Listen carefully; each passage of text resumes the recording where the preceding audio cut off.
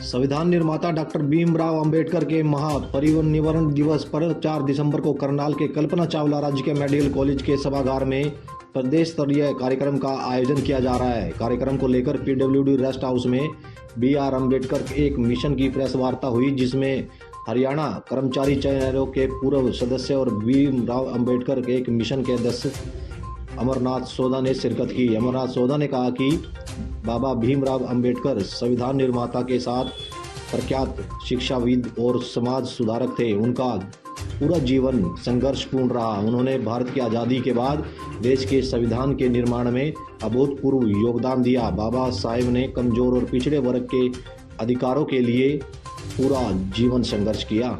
हमारे मीडिया के जो साथी यहाँ पर आए हैं, सभी आप लोग, आपका मैं स्वागत करता हूँ। यहाँ पर हमारे बुलावे पे आप आए, आपका मैं कोटि कोटि वंदन और अभिनंदन करता हूँ। आज का विषय 6 दिसंबर को भारत रत्न संविधान निर्माता डॉक्टर बी.आर. अम्बेडकर की पुण्यतिथि मनाई जाती है, जिसको पूरे विश्व में महापरिनिर्वाण दिवस के रूप में मनाया जाता है।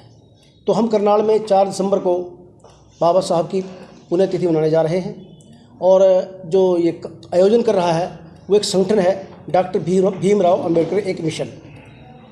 उसके तत्वाधान में हम 4 दिसंबर को कल्पना चावला मेडिकल हॉल में जो ऑडिटोरियम है, वहाँ पर डॉक्टर भीमराव अम्बेडकर की पुण्यतिथि मना रहे हैं, जिसमें मुख्य अतिथि के रूप में हमारी विधानसभा के बहुत ही माननीय हमारे अध्यक्ष श्री ज्ञानचंद गुप्ता जी रहेंगे, और विशेष अतिथि के रूप में हमारे बीच हमारे बहुत ही लोकप्रिय सांसद श्री संजय भाटिया जी रहेंगे, वेदपाल जी एडवोकेट जो प्रदेश भारतीय जनता पार्टी के महामंत्री हैं वो रहेंगे, जगमोहन जी आनंद रहेंगे, और हमारे क्योंकि ये प्रदेश स्तरीय संगठन है, उसके यहाँ के जिला के जो अध्यक्ष हैं वो जयराज जी बिडलान, जो कि हमारे रिटायर्ड अधिकारी हैं फौज से, और उसके बाद हेडमास्टर यहाँ से हरियाणा गवर्नमेंट से रिटायर हैं, वो यहाँ हमारे जिला के अध्यक्ष हैं, वो रहेंगे। और हमारे प्रदेश के जो मीडिया देखते हैं और प्रवक्ता भी है वो हमारे विजय वैद्य जी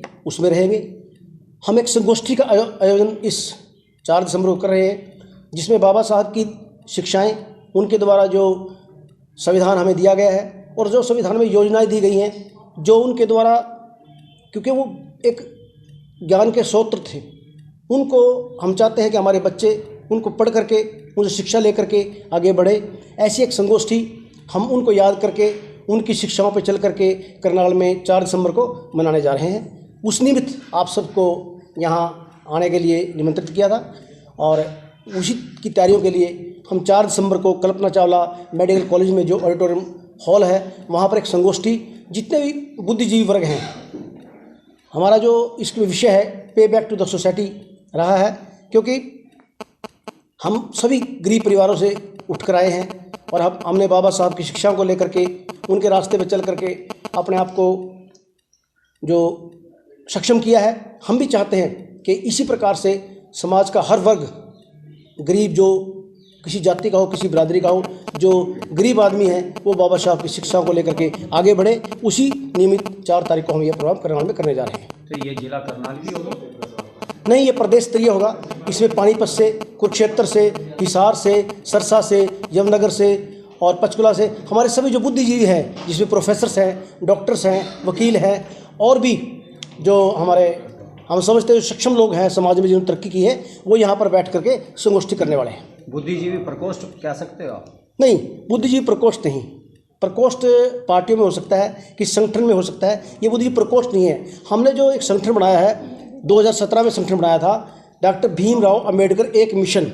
तो इसके नाम से ही जाहिर है कि उस मिशन को लेकर के जितने भी लोग हैं, प्रबुद्ध वर्ग हैं, वैसे तो हमने SC और BC की लोगों को इकट्ठा किया था, लेकिन जो सामान्य जो जातियाँ हैं, क्योंकि बाबा साहब को भी अगर शिक्षा में आगे बढ़ने का स्थान दिया, तो वो अम्बेडकर जी ब्राह्मण थे, उनके शिक्षक थे, उनसे का सहयोग लेकर के, उनका नाम लेकर के वो लंदन तक की पढ़ाई करके आए और बैरिस्टर बने, और आज भी उनके जितना ज्ञानी व्यक्ति मुझे समाज में दिखाई नहीं देता। लेकिन सर देखा गया है सिर्फ नाम लेते हैं, लेकिन जो एजुकेशन की बात करते थे बाबा साहब, लेकिन वो एजुकेशन आज नहीं रही, वो संविधान आज नहीं रहा, वो आज जात पात में उलझकर इंसान रह गया है। उसको किस नज़रिए से? सर विदेशों में मान सम्मान की बात कर रहे हो, विदेशों में इनका मान सम्मान आज भी ऊपर स्तर पर है, मगर इंडिया में देखा गया तो जब से नरेंद्र मोदी की सरकार केंद्र में आई है, आप देखिए कि बाबा साहब को लेकर के उनका चाहे वो अंतर्राष्ट्रीय स्तर का जो संस्थान बनाने की बात हो, या उनकी जन्मभूमि की बात हो,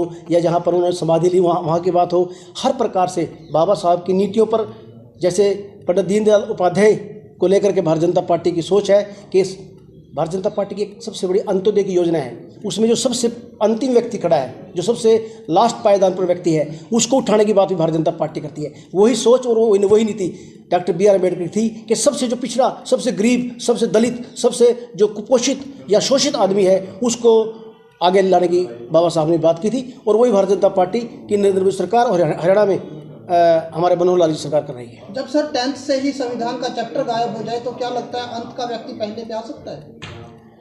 ऐसा तो मेरे संज्ञान में कुछ नहीं है कि 10th में संविधान का गायब हो गया। CBSE में चैप्टर था संविधान का, वो हटा दिया गया है। नहीं, ऐसा कुछ नहीं है, वो आपको थोड़ा उसको ध्यान से देखें। वो अगर 10th में हटा दिया गया तो 5वीं से हम बात भी कर रहे हैं, राष्ट्रभक्ति की बात उठाने की भी हम 5वीं क्लास से कर रहे हैं, देशभक्ति की, राष्ट्रभक्ति। क्योंकि अगर राष्ट्रभक्ति बात की जाए तो बाबा साहब के लिए, बाबा साहब की ये सोच थी कि सबसे पहले राष्ट्र है, उसके पश्चात अगर कोई समाज है या उसके व्यक्ति बाद में है। तो उसी सोच को लेकर के हम भी उस सोच में काम कर रहे हैं।